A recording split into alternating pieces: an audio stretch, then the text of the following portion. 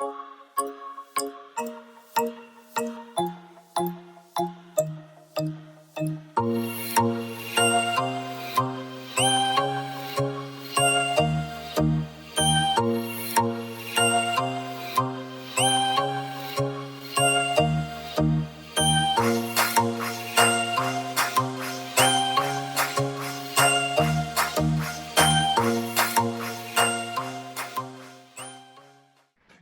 evening, WNWP. Good evening, World Nature and Wildlife Photographers. So we are back this week. As scheduled, we have the Lightroom Catalog Management event that is being hosted by our admin, Mr. John F. Wright.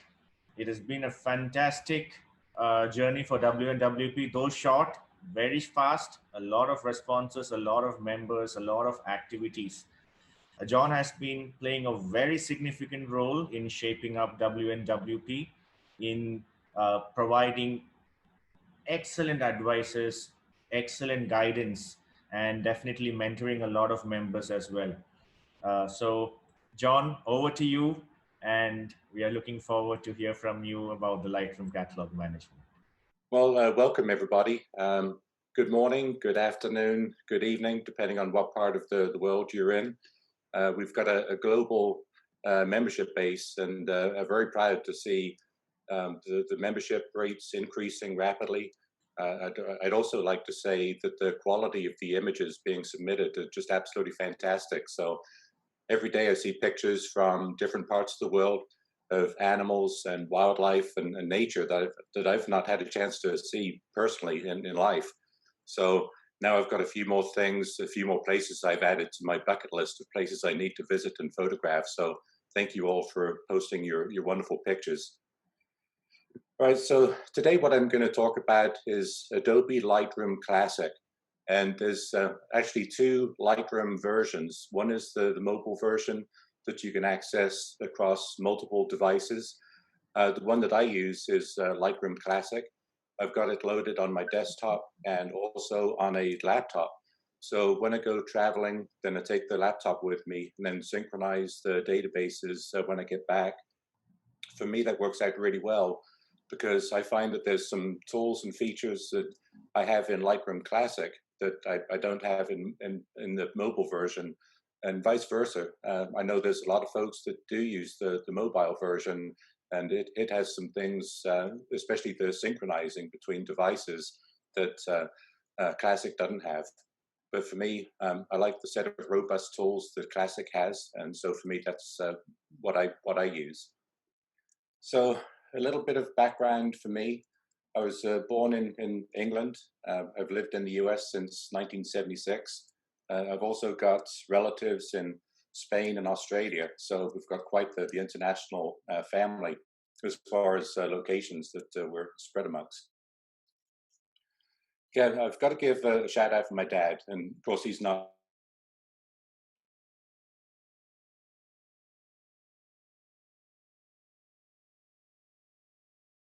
with us.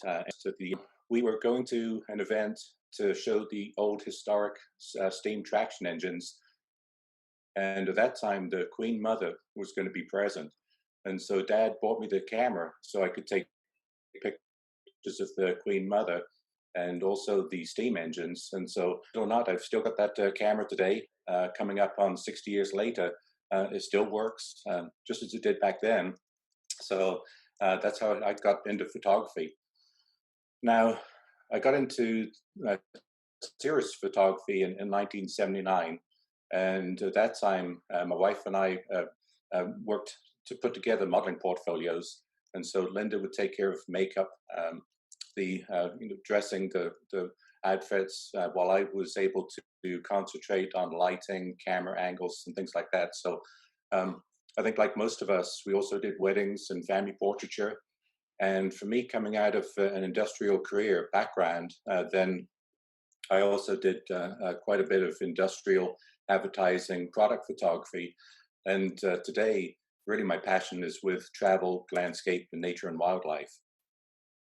I started a business called Scenoramic Photography, and scenoramic comes from combining two words, scenery because of my passion for landscapes, and Ramic is the back end of panoramic. So I took both those words, joined them together to come up with scenoramic photography, and started that business in 1995. Today I'm happily retired. I do get the occasional call to come out of retirement to do business consulting, but for the most part, just enjoying travel, nature and wildlife photography, and just relaxing. People say that when you retire, then you don't know where the day goes, and I can attest to that. It seems like I get up in the morning, I brush my teeth, and 5 minutes later I brush my teeth, getting ready to go to bed. So I'm not sure where the time goes, but I'm enjoying it. Lastly, I just wanted to mention, I want to thank Paul and the other committee members for giving me the opportunity to be part of this great group. It's been a fun journey, and right now we're just starting to publish newsletters, and that'll be a monthly publication that we'll be putting out. And also, as Paul alluded to, we have a mentorship program to where any of our members, if they want help in a specific area of photography, they can choose one of us as a mentor, and we help them on their photography journey to improve whatever aspects of the photography that they're interested in working with the mentors on. All right, so now's a great time to go grab a beverage of choice, just so you don't miss anything. The anticipated length of this will be about 1.5 hours, maybe a little shorter depending on how many questions, but I'd anticipate that. Also, you see our banner for the group newsletter. So if you haven't signed up for that, then please do. There's the Gmail account at the bottom, WNWPnewsletter@gmail.com. And if you put subscribe me in the subject, and then include your first name, last name, and confirm your email address in the body, and then send it to us, then we'll include you on the list. All right, so one of the things all of us face is, why can't I find my images? We as photographers take literally tens of thousands of images. I personally know a photography couple that combined, they've probably got close to 300,000 images. So when you have that many images, then it becomes a struggle to be able to find the images, manage them, assign keywords and things of that nature. So we're going to talk a little bit about how to better manage those. This sometimes can be tedious, and sometimes even for those that are using Lightroom, if they haven't taken the time to add keywords, then it can also be a tedious event trying to scroll through all of the images, trying to find the one you want to be able to submit. All of the operating systems include some kind of ineffective management system. I think we've all pulled up a file finder trying to find a particular folder, and we all recognize that's not the best way of doing it. There's also some very good standalone image management software packages out there. However, the one thing that they all lack is the ability to edit the images. And so you find yourself bringing an image out of that catalog, working on it, and then putting it back in again. So while they're good, they lack the editing capabilities. One of the things I just alluded to is the relevant and targeted keywords. Often we don't take the time to assign them in Lightroom, and because of that, they can quite often be effective. Where keywords become particularly important is if we're posting any of our images to a stock photography site. Adobe has one. There's a lot of image catalogs or image warehouses, as I call them, out there, and all of them require really good keywords to allow customers to be able to use or find your images to use them. And so we'll talk a little bit about keywords. Also, for those that have your own websites, then keywords are important also for not just the content of the website, but also for the images. And again, if someone goes to Google and they put in some specific keywords looking for an image, then if you've done a good job of assigning keywords to images, then they're able to find them a lot easier. And one of the things I found out is that for as long as I've been in photography, when I first got into Lightroom Classic, and it wasn't called Classic back then, they didn't have the mobile version, so it was just Adobe Lightroom. Then I set up my catalog, set up the environment the best I knew how at the time. Hindsight, because of my lack of understanding of what Lightroom Classic could do, then I found that it was very ineffective, inefficient managing images. And so literally over the past 6 months, I've gone back. I've actually created a brand new catalog. So as I mentioned, I've been in photography for quite a while. One of the things we're going to talk about is the Lightroom Classic. And also, I was just talking about the Adobe Bridge. So I mentioned about the struggles that we have with trying to find our images.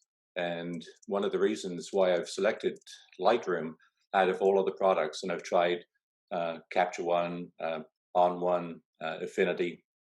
I've tried them all, partly because I wanted to see what they had that Lightroom didn't, and also that I've got photography friends that do use those products.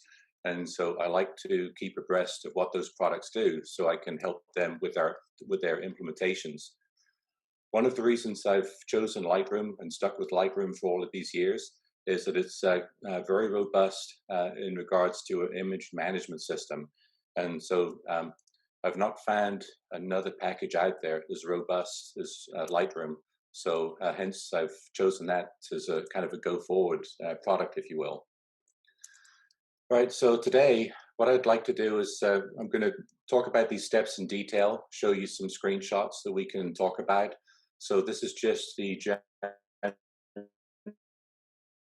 general gist of the conversation today. I'm going to make an assumption that you've already got Lightroom Classic installed. It's a fairly straightforward installation, so I won't go into that. It walks you through. It'll actually create a pristine catalog for you. What I like to do, though, is to leave that pristine catalog alone. I've learned from past life and my past careers that it's always good to have establish a baseline, if you will, a clean baseline. So what I do is to start a new catalog, create one, and use that one. And if ever I need to go back to that pristine catalog to look at the settings or something, then I've always got it. We're going to talk about external editors. One of the things I like about Lightroom Classic is you have the ability to link to external editors to be able to evoke them from within Lightroom to manipulate or work with an image. One of the products that a lot of people use, and including myself, is some products by Topaz Labs that includes what they call AI, intelligent products. And specifically, there's one called Denoise that I use all of the time. So I'll walk you through the screenshots of how we set up external editors to evoke those editors from inside Lightroom, where it'll take us to that program. We can do whatever we need to do in that product. Once we hit save, it'll bring that product back into Lightroom. So a very efficient way of being able to work with images outside. One of the things that I rapidly learned, although I was adding keywords, they weren't in a formal structure.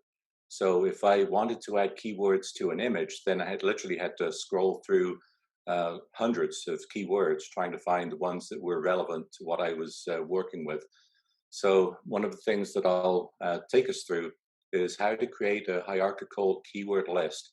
And what that implies is that if I click on something, and it could be like place, then it'll then show me the drop down of US or Oman or places in the world that I've been to, and I can keep on drilling down to efficiently select the keywords.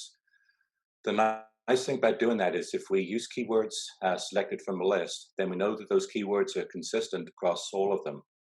I think all of us have run into the fact that we've maybe assigned a keyword called wildlife, and then we've done wildlife with an S, or we've misspelled it. And so if you try to find those images, then it becomes very hard to do.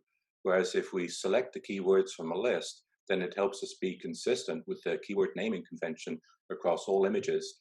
So if anybody's on Adobe stock and they're looking for wildlife images and they put in some targeted keywords, then if we've been consistent, then any image that we've assigned a keyword to, then they'll be able to see those and find those in Adobe stock or other photo warehouses apps.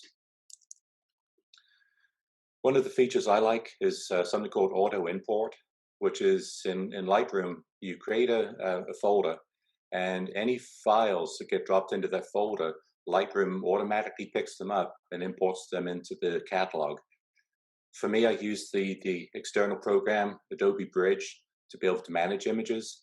And I move the best of those images into Lightroom, mainly so I can just keep a relatively clean Lightroom catalog with the best of the best, knowing if ever I want to go back on previous images, then I can go back into Bridge, look for additional images and move those into Lightroom using this auto import feature. So very powerful. I love it, and we'll talk about that. One of the questions I get asked a lot is, how do I assign a watermark for images? And I think a lot of folks assign watermark manually, and so they have to do that for every image. And what I'll show you in Lightroom is how to create and assign a watermark. So based on an export process, then it'll assign the watermark for me automatically and size it and place it within the image. So I don't need to worry about assigning a watermark every time I export a file from Lightroom. To me, one of the more powerful aspects of Lightroom is what they call collection sets, and in particular, smart collections. The smart collections is very powerful in as much as I can set up criteria for any smart collection folder. And based on that criteria, then as soon as the file is imported into Lightroom, it'll automatically be placed into that folder.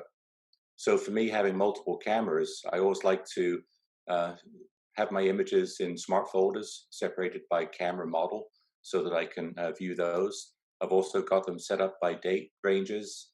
So we'll walk through how to set up collection sets and specifically smart collections to really help you manage your images and have them automatically populate into folders as they're imported into Lightroom. Within Lightroom, you've also got the ability to set up publishing services. And some of these come as part of their standard package. Adobe Stock, there's Flickr, there's a few other ones in there. I have one set up for Zenfolio, which is what I use to manage my website. And I like that service because not only is it easy to manage images, but also they take care of the back end as far as selling images, the payment collection, shipping it off digitally to a print shop to get the prints made. So I like Zenfolio, but that's another publishing service that I can add to Adobe Lightroom. So anytime I drop an image into the Zenfolio folder, then it automatically exports that to the Zenfolio website along with keywords and descriptions and so forth. So I don't have to then log into Zenfolio to upload the image. Lightroom takes care of that for me. Right, so that's the initial setup of Lightroom. And then what we're going to talk about is image management, how we import images. And there's a couple of ways of doing that. Bridge is one of them, a product that I use. However, in Adobe Lightroom, it also has a very good image import capability. And that's the one I'll be showing you today. So we're doing all of this work within Lightroom itself. We'll talk about assigning keywords to like images and how we do that. And setting up the hierarchical list of keywords. We'll also walk through some screenshots of taking an image from Lightroom into denoise to reduce the noise levels, and then bring it back into Lightroom once we're done, just so people can see how that, I call it round tripping, of the images into an external editor and then back into Lightroom. Then we're going to adjust the image parameters to get our desired look and feel of the image. And we'll just look at a couple of screenshots of how you might do that, at least to get a start. Recognizing as you become more comfortable with Lightroom, then you'll find more of the features, and especially the ones that are of most value to you. And that's the ones that you're likely to use the most. One thing I do for a new implementation is to go back and verify the population of the smart collections, just to get a high level of confidence that things are populating the way they should. That's almost just a one-time thing, once we've validated that, we can forget about it until we add more smart collections, and then we go back and validate that our images are populating those smart folders based on our criteria. Sometimes if there's a slight misspelling in the smart collection criteria, then the images may not come across as expected, so always good to validate. Okay, then we're going to create file export presets. And what this is, if I'm going to export an image to Facebook, then I've got a preset that sizes the image for me. It assigns the watermark for me, places it in there. It goes into a specific folder for Facebook images. So when I do the upload into Facebook, then I know the folder that the image is going to be in, and I can just go there, upload the image, and so it makes that part of the process very easy. Okay, and as I mentioned, we'll then export the images based on those presets. Again, just a periodic review of the smart collections, just to make sure we're not missing keywords for specific images, and I'll show you some screenshots on how we do that. And then this is a continual journey, and I for one have certainly found this, that the more I learn and understand about Lightroom and its capabilities and the tools, the more I refine my workflow to take advantage of those. Then the last one that we'll talk about is backup routines. Hopefully all of us are doing this on our computers anyway, but certainly if you've been a photographer for a lot of years, and you can imagine that for me, being a photographer since 1979, there was a lot of images that were on slides, on negatives, on black and white film, and all of those I've scanned in and digitized those. So not only do I have the collection of images from my digital cameras, but I've also got the digital library of all of those slides that I copied in many years ago. So the last thing I want to do is to lose all of those. And so establishing a backup routine to an external device is paramount to make sure that we don't lose anything. One of the things I'd also like to point out is Adobe Lightroom has some extremely good tutorials, both for beginners setting up some of the products, and also for advanced users to be able to make use of the features within Lightroom. So I'd highly recommend you visiting YouTube or go directly to the Adobe website and look for the tutorials, and you'll find them. One thing that I've not found, though, is this all-inclusive discussion flow, if you will, that walks a person through all of the steps on setting up Adobe Lightroom and the image management portion of it. So this presentation fills a niche that I've not found anywhere else as far as a presentation or tutorial. So hopefully this will fill in some of the gaps that you may come across when you're implementing Lightroom. All right, so as I mentioned, and so off to the left-hand side, you can see the green and with the red outline. So what this will do, between each one of the sections, you're going to see that the next one that we talk about will then change green. This is simply so if someone does have to walk away for any reason, if they come back in, they'll be able to see where we are within the discussion. And that way, if they've got any questions, then certainly you can message me afterwards to ask questions if you've missed part of the module. But you'd always be able to go back on the presentation to look at it as well. But that's the intent of the flowchart, is so you can see where we are in the discussion. All right, so when we get into Lightroom for the first time, what we're going to talk about is setting up and creating a new catalog. And how we do that is if we go up to File at the very top, the first thing that you're going to see is a new catalog. And so when we click that, it's going to present us a window where we just give us some choices. The first one is, the lower one is, where do we want to place that catalog? And I've actually got a few catalogs that I work with. And so I've got a folder called Lightroom, and that's where underneath Lightroom, I'll set up a subfolder, if you will, where I can put a new catalog in a subfolder. So it's self-contained, got all the information in there. And then once we do the create, then what it actually does is to create a folder. And as you can see, I've got this named WNWP catalog. This is the one I'll be using throughout this presentation. Within that folder, you can see that it's now created some folders or files. And here's what the catalog uses to be able to manage the images. There's another folder that it actually uses to store the files, if you will. And that's more for the previews of all of the images. But for now, the only thing we need to be concerned about is that we've now created our catalog. Here's the files that are within that catalog. And so now we're good to go. And we can see at the very top, there's our new catalog name. Is the WNWP catalog. So for me, when I'm switching catalogs, I can just simply look up at the top to see which catalog I'm working with. But I spend most of probably 90% of my time just in one catalog. The only thing I keep in another catalog, and I mentioned that I've got files that I've actually scanned in from slides. Then that's the catalog that I use for managing those images. So I can keep those separate from my day-to-day catalog for managing the images that come from my digital camera. All right, so setting up external editors. Again, in Lightroom, if I go to click on the Lightroom Classic tab, one of the things you'll see is something called Preferences.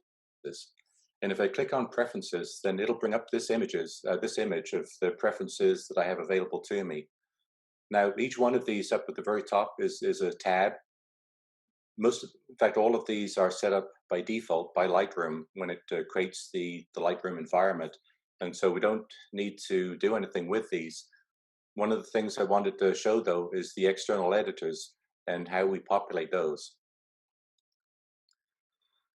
You can see down here that additional external editors, and you can see I've got a preset in there right now called Topaz Denoise AI.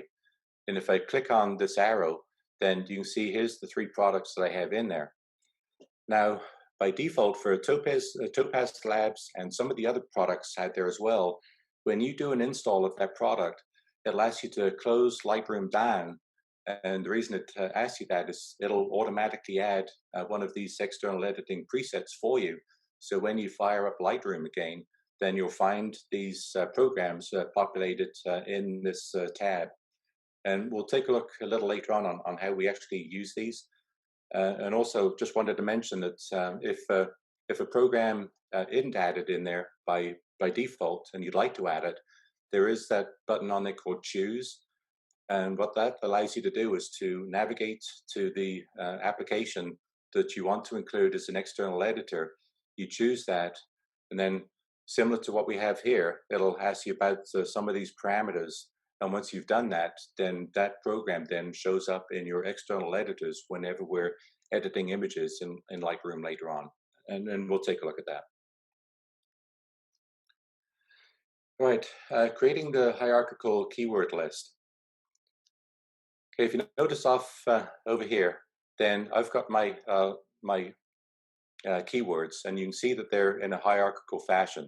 So you can see I've got one called Scenefo. That's what I call the parent, and below that you can see I've got some other arrows, and by genre, then you can see that I've clicked that one, and you can see that I've got some presets already in there for keywords. Now, if I click on any one of these, and what we're going to do is to click on adventure photography, because I'd like to add something in that file or folder, if you will. So if I click on that, it'll ask me to create a Lightroom tag inside adventure photography. And when I do that, it'll bring up this window that says, okay, what do you want to call the new folder? I usually accept all of these parameters, these tag options down here. And when I do the create, then what it'll then do is to come back. And if we take a look, we can now see that underwater photography is being added as one of the genres under adventure photography. So it makes it very easy to add keywords on the fly. And this is the method 1. The method 2, which if anybody is familiar with how to use text or work with text files, then what you can do is to create a text file, and you can name it whatever you want. And you can do these tab delineated or indented hierarchical keywords. So in this instance, you can see Scenefo. And as I mentioned, that's my parent level. And for any level underneath that, you can see I've got an indent right here. So here's my level 1. I've indented under activity, and there's a few things I wanted to add to that. So that's my level 2. And you can see under fishing, I've got some other keywords, and that's my level 3. So I don't think there's a limit on how many levels that you can go. For me personally, I found it 4 levels. So I do have some of these if we looked at under architecture, bridge. We've got a pier bridge, a pier footbridge. So on some of these, I do have 4 levels, but I wouldn't recommend going much lower than that because then it becomes hard to manage. If you're familiar with how to create a text file, the one thing I like about this is that if I create a text file, I can then import that into Lightroom. I can also import it into Bridge. So if by creating one file, I can use that in both places. So here, for example, if you look at keywords, it's empty right now. So if I go ahead and go up to metadata, and one of the options down below is import keywords. If I click on that, then it brings me up to this window that says, okay, so where is the the Lightroom file that you want me to import? So here I've got Adobe Bridge, and I'm going to click on that. And when I do that, then if you notice now over here, then all of my keywords have now been populated from that TXT file. So a very powerful way and a very easy way of adding keywords if you're comfortable with working in the text editor. And if you look here, you can see here's our TXT file, and you can see the indents here. You can then come over here and you can see the resulting indents over on this side as well. So for me, that's one of the more powerful aspects of Lightroom keywords is being able to create this TXT file, then import it and have it used. Likewise, if I've got my keyword list created in Lightroom and I want to export it, then I can also do that, and it'll create a TXT file identical to this one with all the keywords that I have in my list to the right-hand side here. For me, just like I back up my images and catalogs, I like to create a backup of my keywords. So if I inadvertently erase one or delete one, then I can also go back on that TXT file, re-import it to recreate that catalog. So a wonderful way of being able to manage keywords, and I'd highly recommend doing them in this hierarchical fashion. It just makes managing images so much easier. Right, to set up the auto import feature. For this, then if we go up to File, one of the things you'll see is auto import. And if I click on auto import settings, then it'll bring me up to this window and walk me through a couple of questions. The first one I'd want to do is to put a check mark by the enable auto import window. It's then going to ask me which folder do I need to keep a watch on. So I've actually created one on my Mac under Lightroom called iMac Auto Import. So anytime there's an image gets dropped into that folder, Lightroom automatically pulls it in and brings it into the catalog. Destination, as I mentioned, that Lightroom captures all of the images, and it also creates the previews for each one of the images. So that'll be the other one, is where's the destination you want me to put these images and previews in. And so for me, I've created this subfolder called auto imported photos. As far as the file naming, then you can actually custom create the names of your files. So when they come in, based on criteria that you've created, it'll automatically rename your files into something different. Now, for me, because I bring my images in from Bridge, then rather than have the camera do the auto assign of file numbers, from 1 to 9,999, and then it recycles back through those numbers.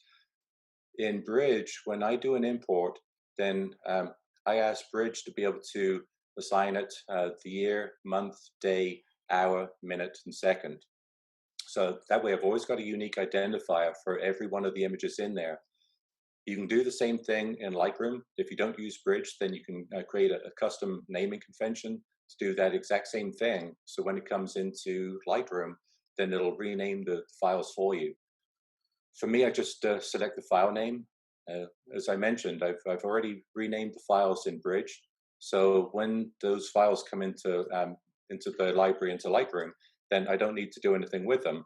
So I just select the default of file name. Right, so now if we OK that, and what it'll do is it'll if this folder doesn't exist, then here's what it actually looks like.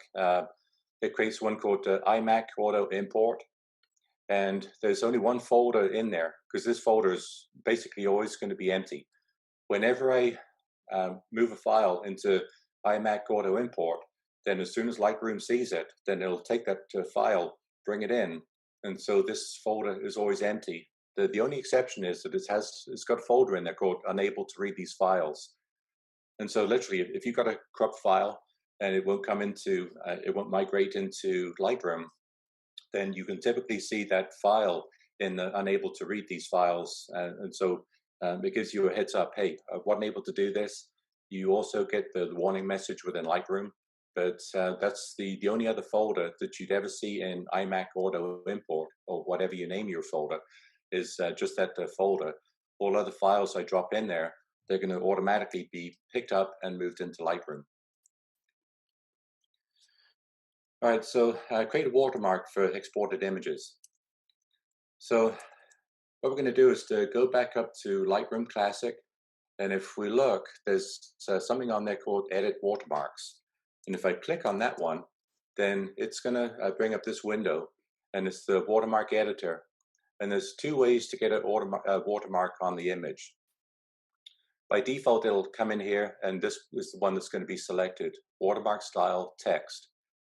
So it gives you some options down here on the text font, on the style, on the size, if you want to create a shadow for it. Also gives you some abilities to set the opacity, the proportion, and also the position of where it's going to be in relationship to the image. So you can see for this one, Panoramic Photography, it's going to position it, so the inset is 0 and 0, and it's going to be in that lower left-hand corner. And as you can see, that's where it's placed it, is just right down here. The second way, which is the one that I use, is the watermark style is graphic.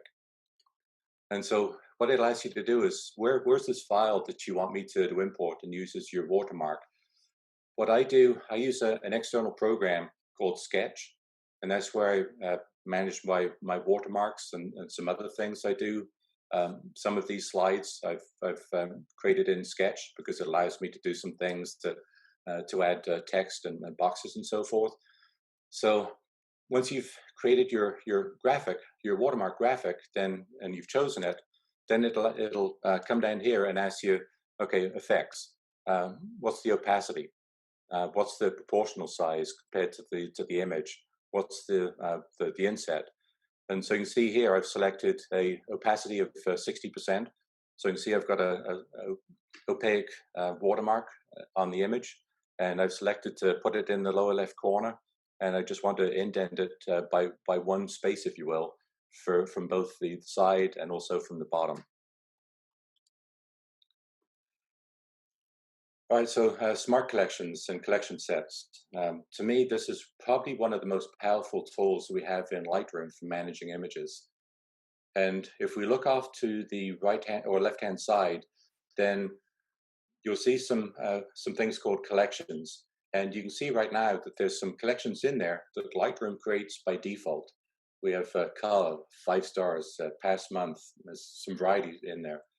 There's also a plus sign by the side of collections. And if I click on that, then what it's going to do is to ask me, what do you want to do? Now, for me, the two things I use is create a collection set. And a collection set is a folder that contains other folders that present images to me in a certain format. So it's just a kind of a hold-all, if you will, a folder where I can really dump anything in there. But the first thing we're going to do is to create a collection set. Then we're going to come back and add collection or smart collections to that collection set. So if I hit that plus button, and it's going to bring me to this collection set, I'm going to name this one camera body, and I just wanted to put it inside the parent collection called Smart Collections. And once I create that, now if I come over here, you're going to see that I've now got a smart collection called camera body. So now if I want to create a smart collection, then I'd right click on that, and then I'm going to select, I want to create a smart collection. And then when it comes up to this window, then now I get a chance to be able to tell it what it is I want the smart folder to look for when an image is imported from Bridge or imported from its own import utility. So for me, I like to keep my images in a smart folder called camera. And for me, it's, this one's going to be for the Nikon D850. If I click on that, the arrows by the camera, you can see here's all the criteria that I can use for specifying what it is I want the smart folder to look for whenever something's dropped into Lightroom. So you can do, the source. You can do file names. You can do dates, and I use dates a lot because also I like to capture my image in the catalog or in smart collections based on year and month. Again, if I'm looking for images from a certain period of time, I can go to those smart collections to see my grouping of images that I took on a specific month. And so I find that very helpful. So smart collections, you can create as many as you want. You can create as few as you want. So very flexible. As I mentioned, I can add multiple criteria. So right now I've got camera. If I want to set up another one, and here's another one I typically set up, my smart collections for cameras, then I want to see all of the images that came from the D850. I also just want to look at the raw images. And that way I've got the pristine images that came right from the camera. If I've exported or if I've used an external editor and it comes back with another file name, TIFF or PSD from Photoshop, then this smart folder would ignore those. It's only going to look for files that come from my Nikon D850, and they're in the original raw format. For this presentation, we're just going to stick with something very simple, but I just wanted to show you that you can build on these smart folders to make them as intelligent as you want. But for now, we're just going to accept this one and create it. And now when we come back, you're going to see that we've got a new smart collection called Nikon D850. I've also created another one for my D500. So a great way to have Lightroom pre-populate these for me. And we'll take a look as we start adding images, how these will populate based on the incoming images. All right, so as I mentioned, you have the ability to set up publishing services. I don't use these a tremendous amount, but on the left-hand side at the very bottom, you're going to see a dialog box called Publish Services. And if I click on that or hit the plus sign, then it's going to bring me up to this Publishing Manager screen. And so I can either add a new preset, or if I want to set up the criteria for any of these, Adobe Stock, if I click on that one, it's going to walk me through some steps to create an Adobe Stock contributor account. If I've got one, it'll ask me about that, and it'll also ask me some specifics. I would do the same thing for Facebook. If I've got a Flickr account and I want to publish those automatically, I can do the same thing with Flickr. As I mentioned, for I call it a production catalog, then I've also got one set up for Zenfolio. So any images that I'm going to post to my Zenfolio website, then once I've dropped them into the folder, then Lightroom takes care of publishing those for me, so I don't have to log into Zenfolio to do that manually. So very powerful if you do image publishing to other places. All right, so that was it for the initial setup steps. So now we're going to move into image management. And the first thing we're going to do is import some images into Lightroom. And to do that, then we just simply, down at the left-hand side at the very bottom, there's an import button. And if we click on that, it'll bring us into this screen. And this is Lightroom's import manager. Very powerful. I really like this. as I mentioned, the only reason I don't use this is because I like to manage my images, all of my images in Bridge, and just use Lightroom, just to maintain the best of the best, if you will. So I keep a very clean catalog. However, that said, this is extremely good product for bringing in images into Lightroom. On the left-hand side, it's going to ask us where we've got our images, and so I can just simply navigate over to the folder where my image collection is. It'll ask me on the right-hand side where I'd like to place the images, and because I've got my auto import feature set up, then I want my images to come into this iMac auto import. So as soon as they get dropped into that folder by this import process, the Lightroom automatically picks them up and brings them in and assigns them to the catalog. You'll also see down at the bottom there's a check all or an uncheck all. By default, when I come into this and I've selected the images, you can see these check marks by each one of the images.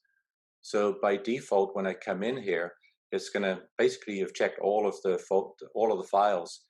And so if there's only one or two of these that I want, then I can do the uncheck all, then come back in and just put a check mark just by the images that I want to bring in. So I can be selective, if you will, at this point on which images I want imported into Lightroom. Then at the very bottom of the right-hand side is the import screen or import button. And when I do that, it'll import those images. And here we are back in the Lightroom Classic environment. And there you can see all of the images that we've just brought in from our from the previous process. Now, if you look over here, you can also see that here's our smart folders. So there's one for the D500, there's one for the D850, and you can see that they've automatically populated based on those the smart folder criteria that I've already established. So that's really why I like these smart collections, is that Lightroom makes it fairly intuitive to be able to populate catalogs or populate folders based on that criteria. So very powerful. And then on the right-hand side, if you're not familiar with the Lightroom Classic screen or user interface, then if I've selected an image or clicked on an image, then here's all the information pertinent to that. And if you look closely at my file naming convention, it might be a little tough to see, but you can see there's the year, there's the month, there's the day, and then it breaks it down into hours, minutes, and seconds. So every one of my, and then it also assigns an automatic number. So every time I do an import, the image will start from one maybe, and go up to however many images I'm importing, and that way, if I do have multiple images that I've taken on a given day, then that's another way for me to see. Okay, on this particular day, I've got 46 images that were originally imported into Bridge. And so I know that's a sequence, 46 of however many images I took on that particular day. I think it was about 900. So this is 46 out of 900. Then if I double click on any one of the images, that will then make it full screen. And so here's our image. And you can see off to down at the bottom, then it actually shows me all of the images that I've got in that folder. So you can see that there's 15 images that I've got in my D850 folder, and the one I've selected is highlighted down here. So if I'm in this full screen view, then I can just simply click on any one of these to be able to see a different image other than the one we're currently looking at. So now we've got the images in there. The next step is to assign keywords to like images. And there's a couple of ways of doing this. And in this particular one, you can see the keyword tags here. These ones have already been populated because this image came in from Adobe Bridge. And in Adobe Bridge, that's the product I use to assign all of the keywords. So when it comes over, the box will be grayed out, and it'll show me all the keywords that come in as part of that import.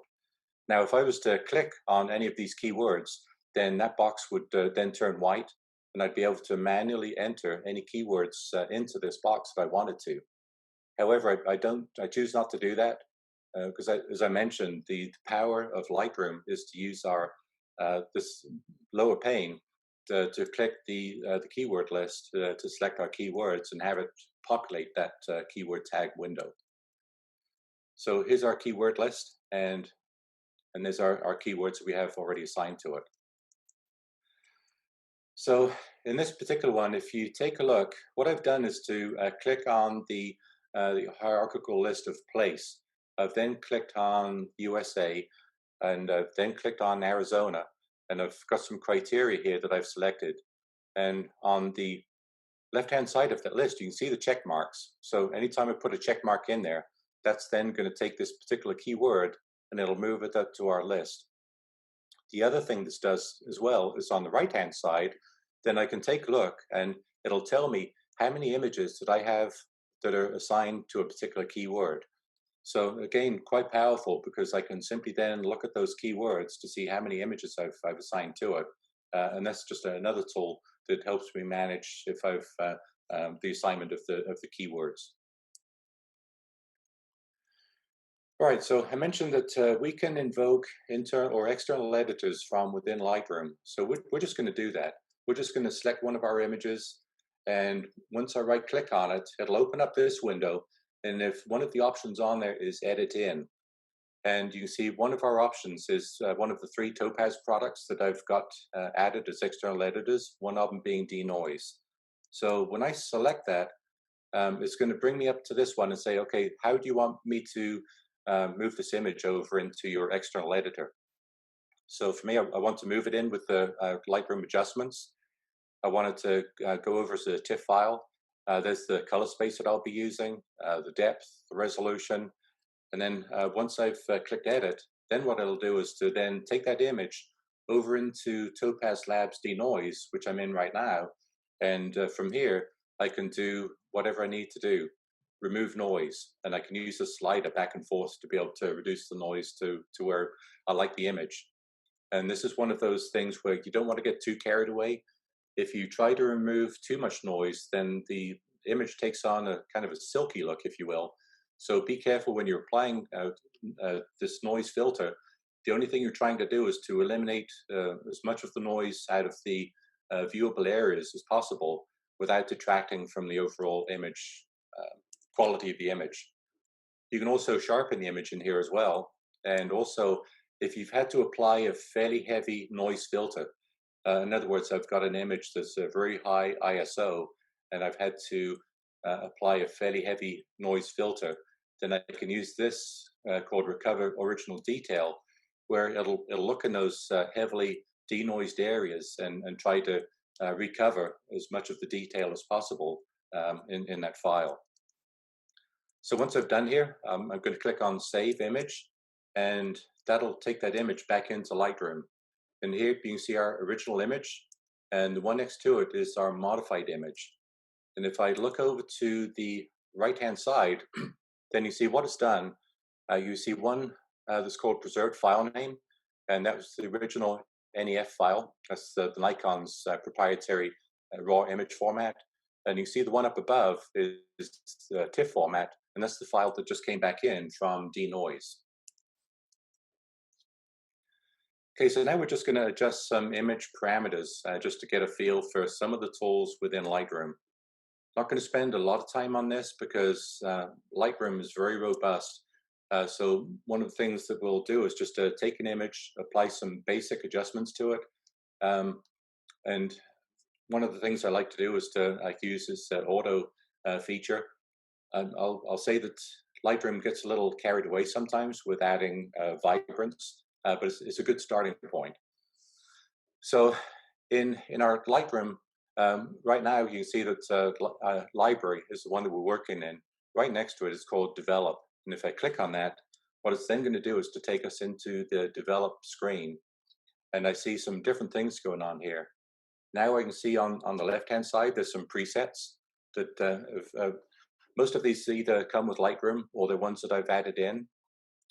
On the other side of the screen, you can see that I've got some information about the image itself. I've got our histogram. I've got some basic things that I can do to the image. For now, what I wanted to point out is that within here, if you look at all these values, they're all set to 0. And so that's our starting point for this image. And if I go ahead now and I click on that auto setting, it didn't change very much. I'm just going back and forth right now. You can see that it just changed some parameters. The histogram moved a little bit, but more importantly, if I come over here and I look at these new values, you can see now on Lightroom's interpretation, just by clicking that one auto settings button, that it's changed quite a bit. It's changed the exposure, the contrast, highlights, shadows. It's added some vibrance and saturation. So for me, this is a good starting point. Lightroom's taken a first stab at it. I can then manually come back in and say, you know what? I'm not a big fan of the amount of vibrance that it added, so I'm going to back that one out a little bit, or I'm going to change the exposure. I'm not really keen on how Lightroom interpreted that, but for me, it's a good starting point. Have a look at Adobe, the Lightroom auto adjustments that is made to the image, and then accept them or modify them as you see fit. One of the things that's very powerful for me in Adobe Lightroom is that it doesn't do anything to the original image. It doesn't matter how much work I do on an image, all of that is done as a layer, if you will. So the original image is always kept pristine. And on the left-hand side, one of the things I have in there is something called history. And it'll show me all of the activities that I've got for that particular image.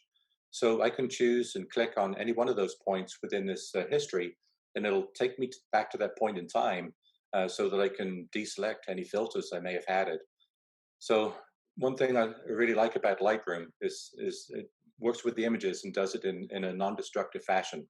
So the original image is always preserved. There's another feature in there called Create Virtual Copy. And what Create Virtual Copy is that if I've got an image that I've progressed to a certain point, and I'm thinking, you know what, I'd really like to preserve that version of the image and continue working on it, then I can create what's called a virtual copy. And when I click on Create Virtual Copy, it'll do just that. It'll create another image. And if I look up here, I can see there's my original. There's a virtual copy. And I can tell it's a virtual copy because it's got this a little tab or earmark on the picture as well. So now I can click on the virtual copy. If I want to do some additional adjustments on that, maybe I want to turn it into black and white. And that's what I use this one for mostly, is if I've got a color image that I like the look of, I'm going to preserve that, create a virtual copy, and then I'll create the black and white version of that image, because black and white, I can use a greater tonal range. There's some things I can do in black and white that I may not be able to do in color. And so I want to preserve the original color print or the color image and create this virtual copy so I can create a black and white of that virtual. And oh, by the way, for those images, I also created a smart folder, and the one I've got in my production catalog is called black and white. So anytime I've created virtual copy and I've converted it to black and white, then that black and white is a keyword I've added to my keyword list that I'll select. And that way it'll pre-populate my smart collection with all the black and white images. So again, I don't have to hunt through images to find all my black and whites. I can just go to one of my smart folders and all of the black and white images are in there. So virtual copy, very powerful tool. Over here too, you'll see what it's done is that I've got my original file names. So there's the file name from the file that came from the external editor. You can see the original file. And what it does for virtual copies right now is copy 1. And if I create multiple copies of the same image, then you'd see copy 2, copy 3. You can either choose to rename these or just leave the defaults. I choose to leave the defaults because that's a good visual reference as to which version or which virtual copy that I'm working with. But typically I've only got one virtual copy. I've got the original, one virtual copy that I do something different with for that image. One thing to notice on these virtual copies, that any changes I make to it, they don't change the original image, and vice versa. If I change the original image, it no longer affects the virtual copy. That said, on the virtual copy, I've got the same history for the virtual copy that I had for the original. So if I want to step back through the history to a certain point of my editing, then I can also do that with the virtual copy as well. Right, so a verification of population of the smart collections. This is just a one-time thing, especially when I've added a new folder, just to make sure that it's working the way I'm expecting. So here I can see my collections, and there's my two collections for the camera bodies, the D500 and the D850. I can see how many files are in there. I can also see how many files have been added for the past month, how many have been recently modified. So just make sure these are populating the way you expect. If they are, then you don't need to worry about them going forward. All right, so create the file export presets. Then what we do is to go up to just right click on an image, and one of the options down there is going to be export.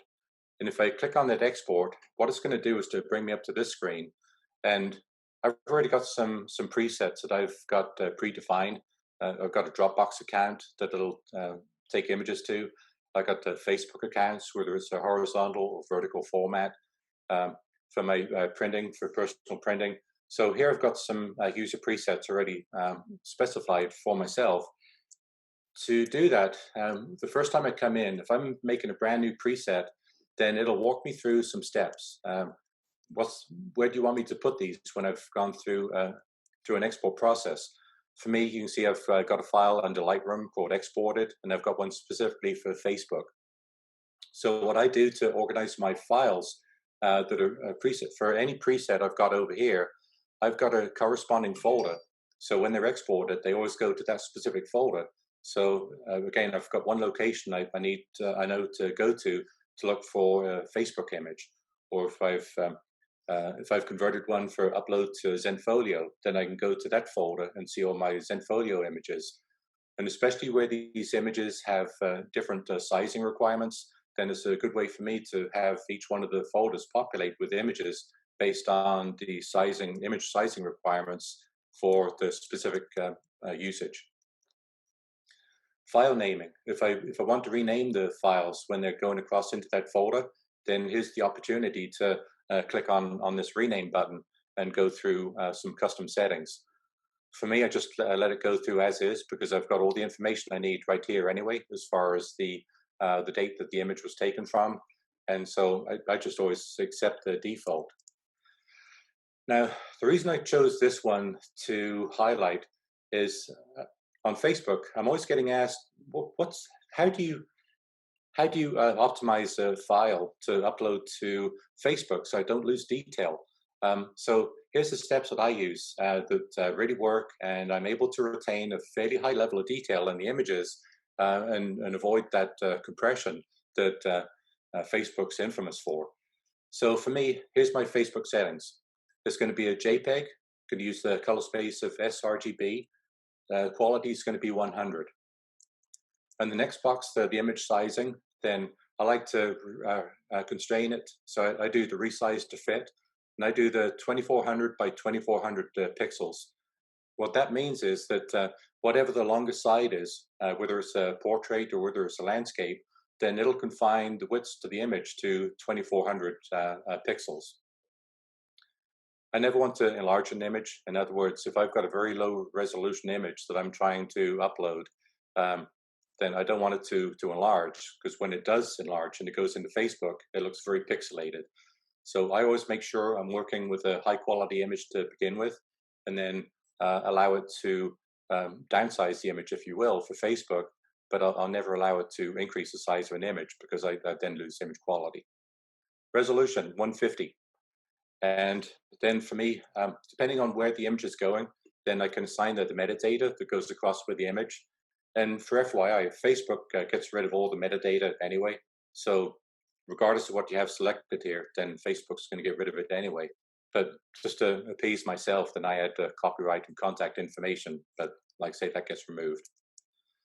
For each one of the exported images, then it allows me to select the watermark. In this particular case, I've got my watermark, and you'll see the H, which stands for horizontal. And if you also look over this left-hand side, then you see I've got one for vertical.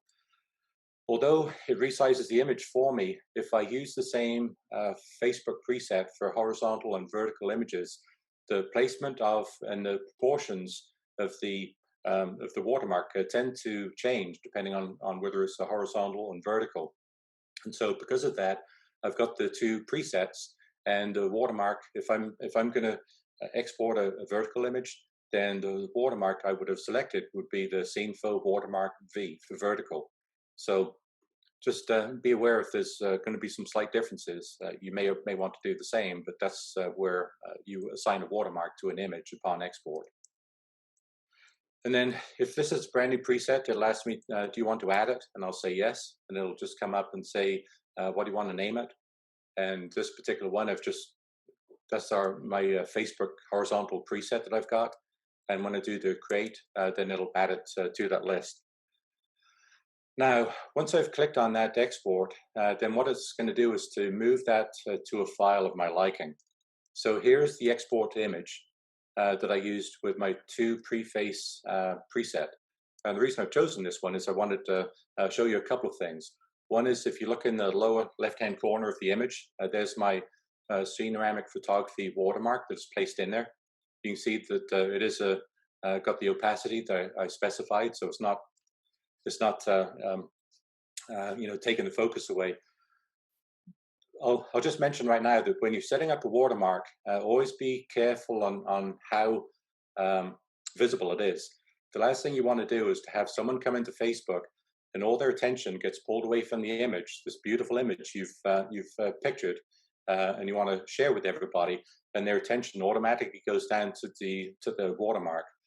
A watermark should be on there so folks know that it's a copyrighted image, but it should be done in such a way to where and if someone's really looking for it, they're not going to see it.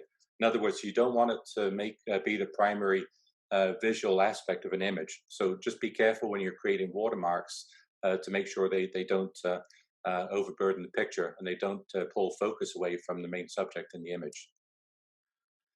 The other thing I wanted to share is that if you remember, we set up our dimensions and sizing requirements. So here, where this one is a horizontal image, then you can see it's constrained to, so the width is 2400, and it's also constrained the height to 1600 to keep within those constraints I'd added.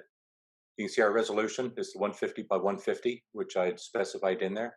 Color space is RGB, and it's using the sRGB color profile. So there's an image that has been exported using one of my presets, and there's the resulting image with the watermark and the sizing criteria based on what I'd asked it to do as part of that export process. Right, so periodic review of smart collections, and we'd already talked about this one, but the one that I usually like to pay attention to is the bottom one, which is without keywords. Sometimes and we've all done it. If we're really excited about an image that we want to share with everybody, and I'm just as guilty of this, I'll bring an image into Lightroom, I'll modify it, I'll export it, and I'll post it up to Facebook. And sometimes I'll forget to come back later on to add keywords.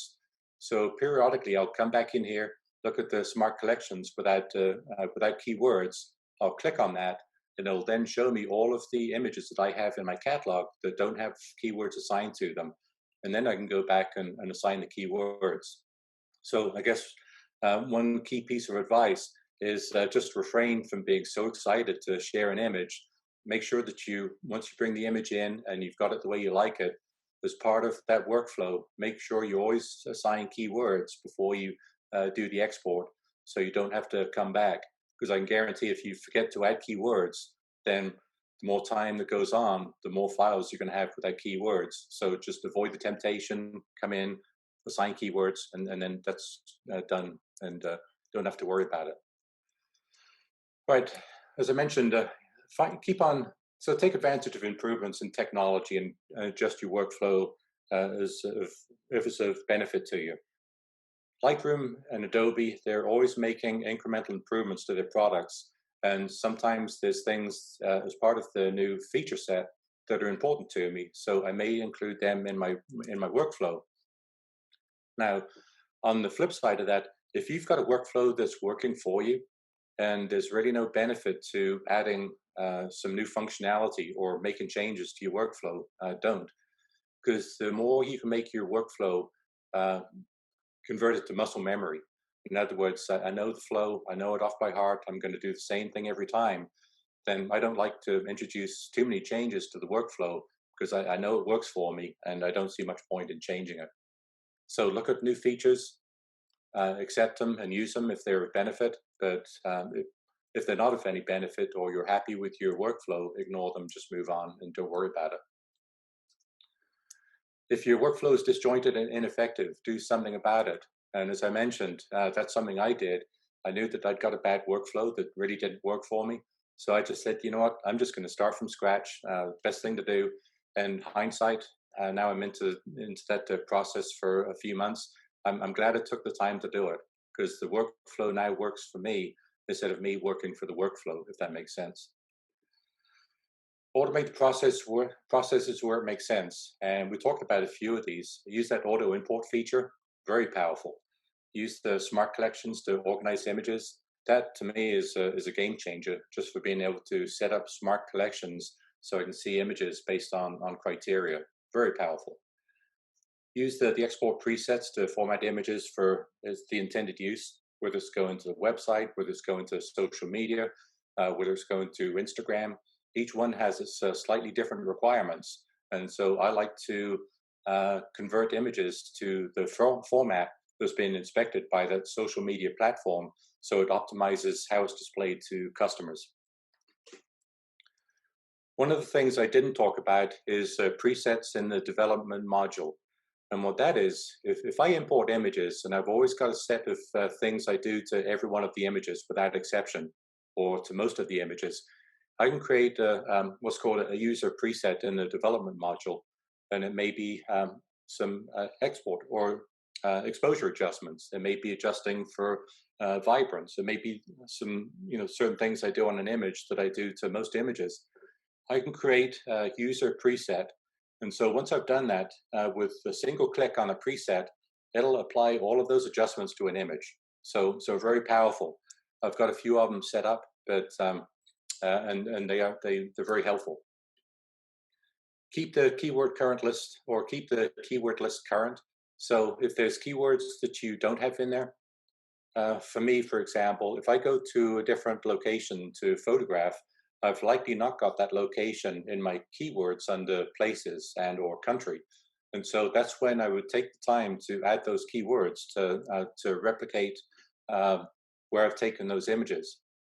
Now, one thing I'll say too is that whenever you update the keyword list with some significant changes, then use within Adobe Lightroom, use the feature to export that list. So you've always got a copy of the TXT file that's got your robust list in. So if you accidentally hit the delete key and you've erased all of your keywords, then you can go back and you've got your list. So for me, whenever I add a keyword, the next step I'll do is to export those keywords. I'll put a date stamp on there so I know that I've saved that keyword file today, and I've always got a historical list of the keywords that I use, and so I never lose them. As I mentioned, on YouTube, it's a very good resource for taking advantage to view the full array of tools that Lightroom Classic has. And so I quite often go out there. If I haven't used the feature in quite a while, I go out there as a refresher. So very good resource for information. And also consider using Adobe Bridge to upload images. I find it great to be able to keep the images on an external drive, so I'm not cluttering up my hard drive, and then just bring the images of interest, the best of the best, if you will, from that external drive using the export process from Bridge into the auto import folder in Adobe Lightroom, and just bringing those images into Lightroom. That helps me keep a very clean catalog, and it also allows me to keep all of those files in the Bridge environment, so I don't have to keep on deleting images because I'm running out of disk space. Right, so establish a backup routine. Now, this one's probably a little overboard, but I'm going to tell you what I do. And the reason I've got such a large network drive is that I also use it to run a consulting business. So I need a large drive to be able to manage those. But regardless, here's what I do.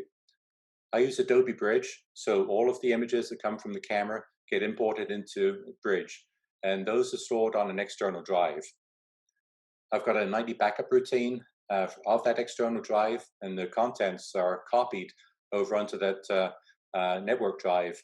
And to do that, I use a program called Carbon Copy Cloner. That's a really flexible backup tool that you can set it up to do your backup routines on a regular frequency, and also you can define how it is going to manage the backups. In my Adobe Lightroom Classic, as far as backups, I've got the entire Mac drive is backed up on the fly using the Apple Time Machine, and that goes to a dedicated external drive. Also, because I've got the best of the best images on the Mac, then I've also got that minus the operating system being backed up on the fly to the cloud. For that, I use a program called Carbonite. And I like Carbonite because, one, I've got a full backup of everything.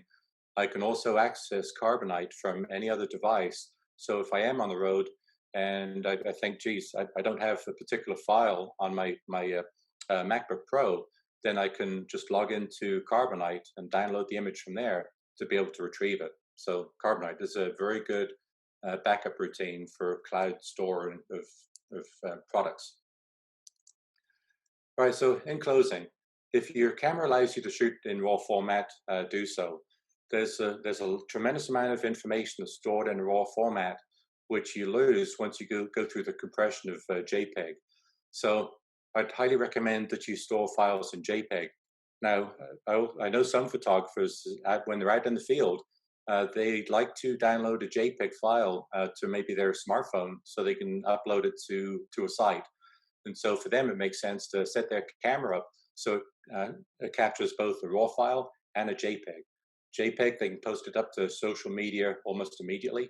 The RAW file they've got that they can then take back, work with it in Lightroom to be able to do something with it with a lot more formatting options. With the RAW format, you have all the dynamic range because the camera doesn't do any internal processing, so it retains all of the dynamic range, which means you're going to be able to pull detail out of the highlights or the shadows. You're going to be able to pull highlights down from the highlighted areas. So very powerful. So I encourage you to use RAW, regardless of the tools used. And so if you choose not to use Lightroom Classic, and you go with On1, or you go with Capture One, or you go with any other products, design a workflow that makes sense for you. Now, for the most part, if I've got a workflow that works in Lightroom, it's likely going to work for me with some subtle changes in On1 or Capture One. So just design a workflow that makes sense for you, and if it's working, don't mess with it.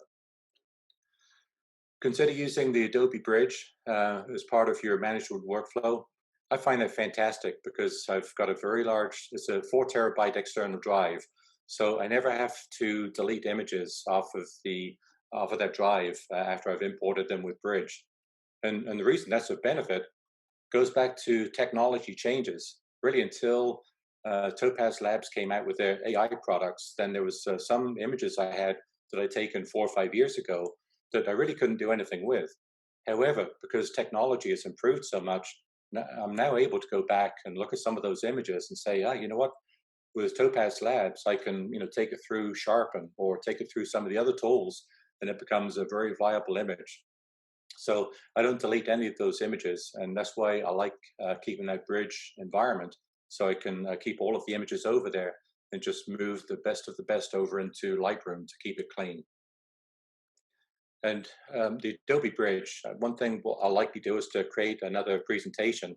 It'll be much shorter because Bridge is a very concise, compact package, but I think it might be worthwhile as a follow-up to this to run you through an Adobe Bridge implementation, just so you've got a feel for how that flows and how it flows nicely into Lightroom.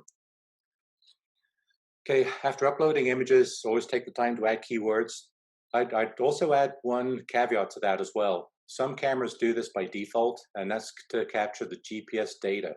If it doesn't, then I'd encourage you to use Google Earth. I'd encourage you to use your smartphones to capture an image from a location to be able to get the GPS information from there. That way, you don't have to do any head scratching in a couple of years when you say, where was I when I took that picture?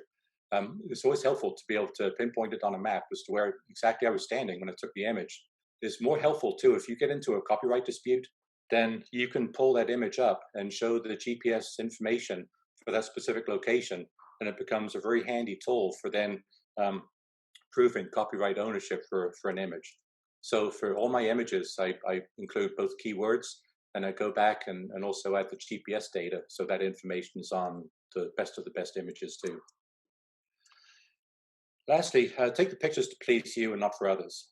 We always fall into this trap of trying to take a picture that's going to a certain group of friends or members are going to like. Don't worry about that. Just take the picture, and I can guarantee, as long as they're technically correct, in other words, they're not overexposed, they're not underexposed, they're not washed out. The composition is good and is visually pleasing. As long as you've got those components going for you, others are likely going to like them anyway. And to be honest, I mean, you're never going to get 100% of the people liking every one of your images. Just depends on the genre of photography they're most interested in. So don't try to please other people. Please yourself, and you're likely going to find that you've got a following based on making sure you've got all the technical elements and visual elements pleasing within a picture. Right, so it looks like I'm 3 minutes over the 1.5 hours, but pretty much nailed it. So any questions to the group? And just one more plug for our group newsletter. If you want to sign up for that, you'll see the information down at the bottom. But what questions do I have? Awesome, John. That was fantastic. As of now, from the Facebook platform, we do not have any questions, but we will still wait because there is a 20-second delay for the Zoom live streaming to reach the Facebook audience. So we'll wait for any responses from Facebook.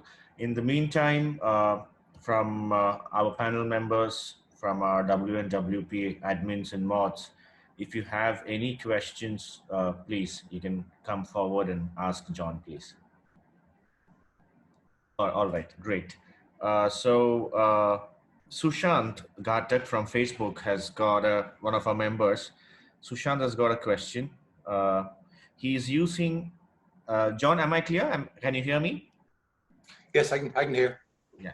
So his question is, he's using Lightroom CC version 6. Recently have seen too many ads coming where photographers are selling presets. Wanted to know, do they help, as I believe every image has a different way of editing required? That's a very good question. And for me, I do have some of the presets offered by third parties.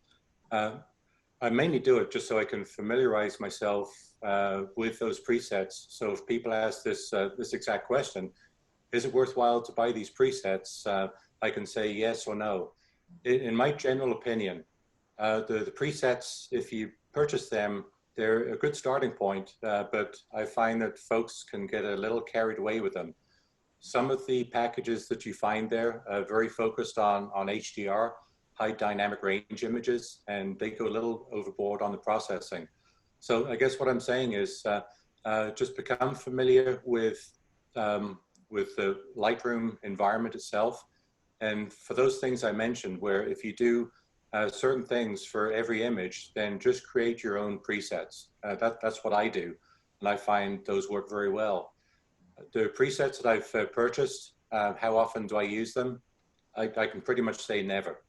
So unless there's a specific set of presets that you would find beneficial from a learning perspective, then it might be worthwhile, and especially if they're free.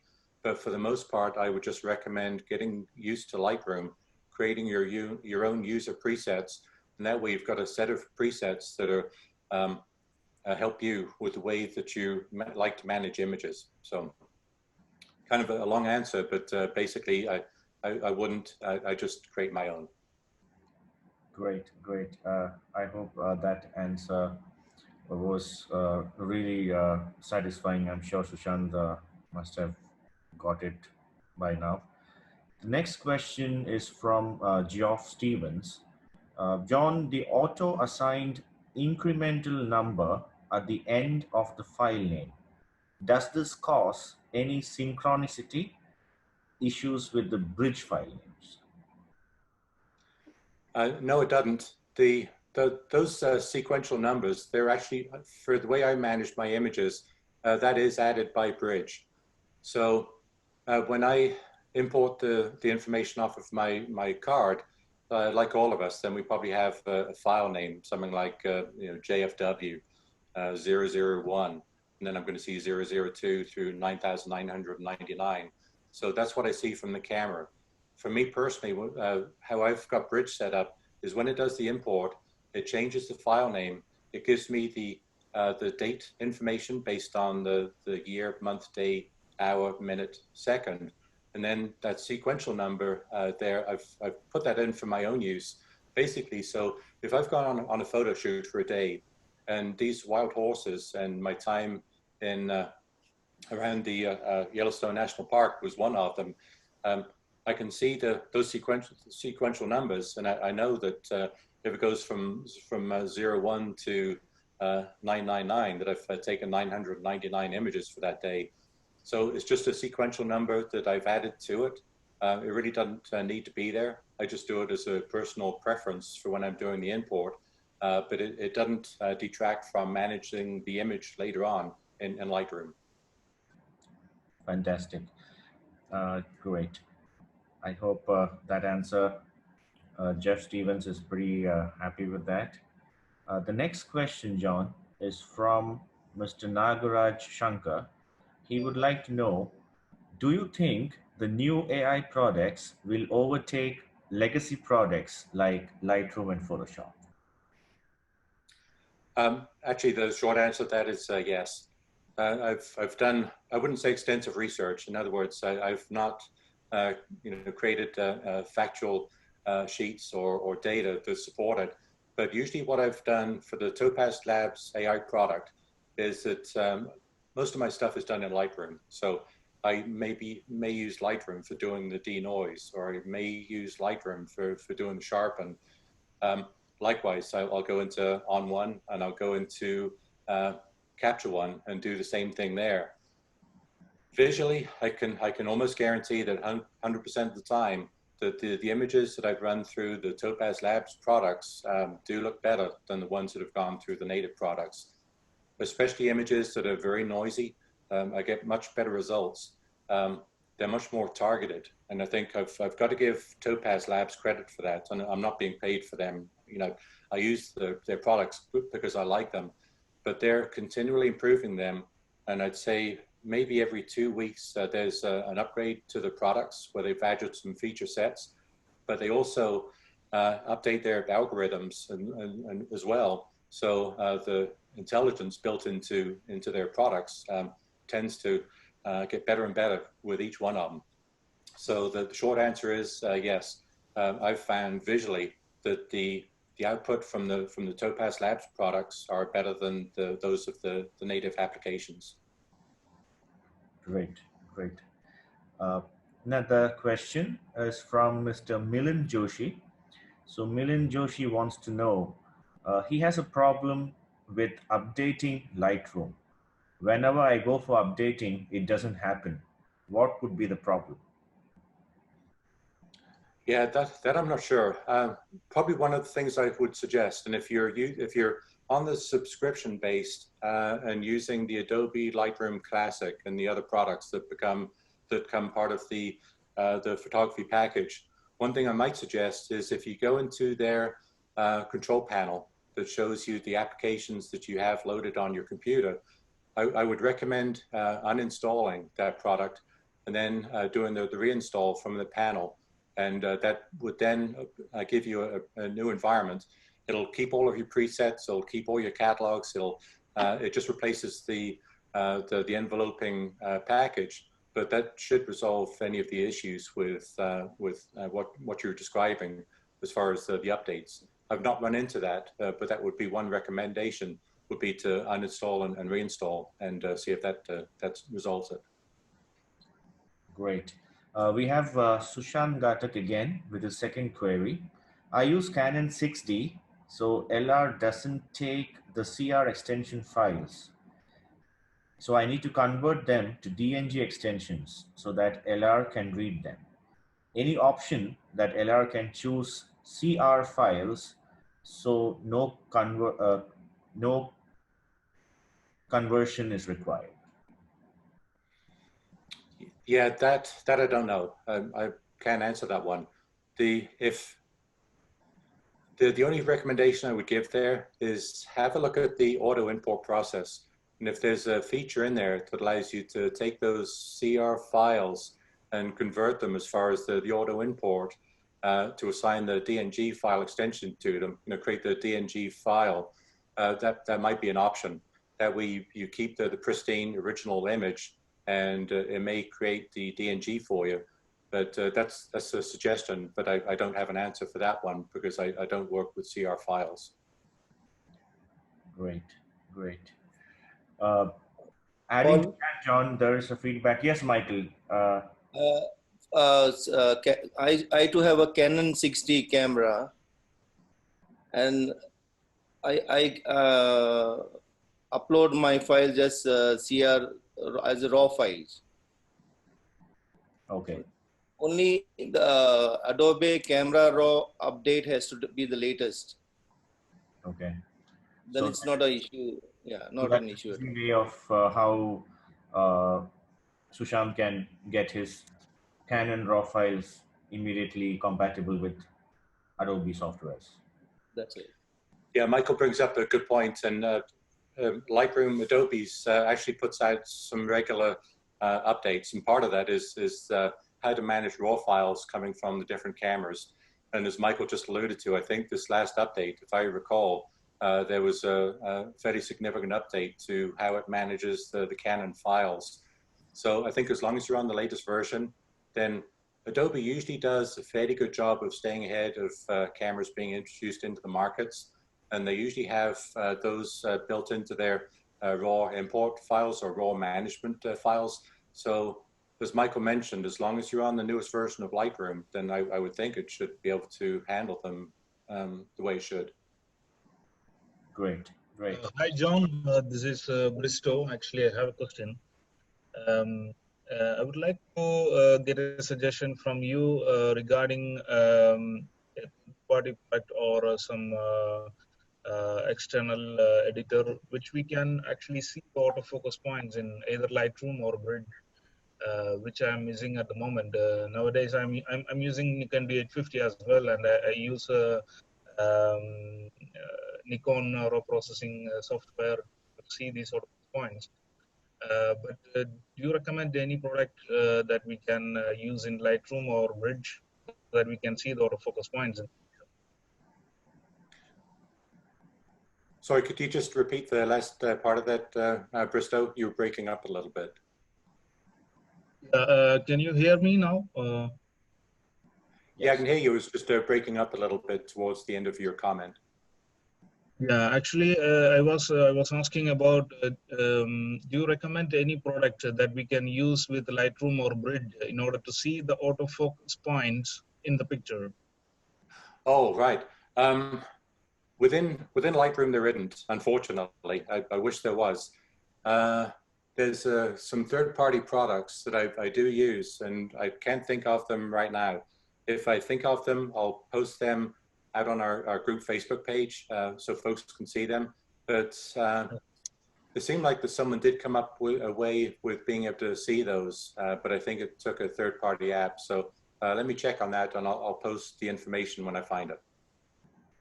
Yeah, now the problem is you can get this sort of focus point from the native raw processing software. If you are using Nikon, you can get it. The problem is you need to switch over different platforms to do this.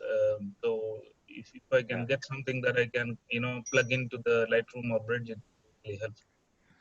Yeah. Currently, I don't believe there is anything. I wish it was something that they add. For me, it's not a showstopper, but it would be a nice feature if I could see the focus point to make sure I've nailed what I'm thinking. But yeah, I don't believe that's in there as a standard product or feature right now. Okay. Great. So hopefully, Bristow, we will hunt for a software that will help us with a plugin or an add-on to Lightroom. Hopefully somebody makes it soon. It's a good concept though. John, I have another question. That is from Mr. Amardeep Singh. He would like to know about people using the cracked version of these softwares, where they crack Lightroom or crack Photoshop. So is it advised to use non-registered versions of these softwares? The only reason I wouldn't, and I come from a computer background. I used to work for a global software company.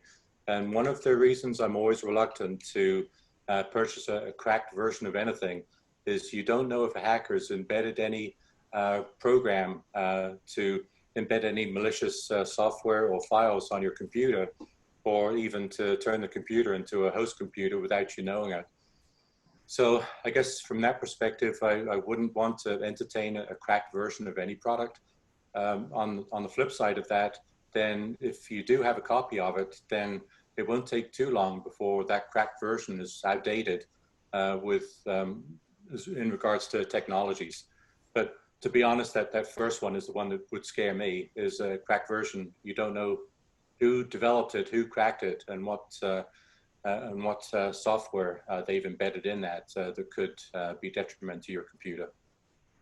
Well said, John. That could completely compromise the security and all the other features that we have. Well, and what I will add too is that look, all of us are in some kind of a business, and I think no matter what we develop, if to be ethical, we wouldn't want anybody else to crack our software to use it, because that's taking food off of our tables. I'd say probably the same thing for the products. Is Adobe rich? Yes. Is it the right thing to do to use a cracked copy from an ethical standpoint? No. So even if I've got an opportunity to have one, I would turn it down, because to me, being ethical and responsible is far more important than just saving a few pennies on a software package. Well said, John. That's pretty much it, John, from the Facebook platform. Anything else that you would like to ask? Shiva, any questions? No, Paul. All right. I'm quite okay. Great. Thank you. Thank you. Anytime. Whatever I just want to ask that our guys already asked. So right. It's pretty good. No problem. No problem. Thank you. Great. Great. Mr. Biju, any questions from your end?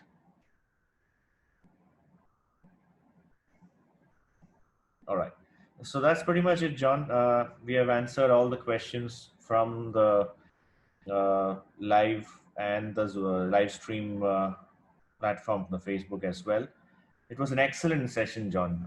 Frankly speaking, very informative, packed with a lot of information that was new to me, new to many of us, I'm sure, because catalog management is something, as you said, towards the beginning of this particular presentation, it's not available on YouTube even. You might get bits and pieces, but I don't think there would be a YouTube video that would be completing the entire catalog management series or sequence, step by step, in the way you have explained to all of us here.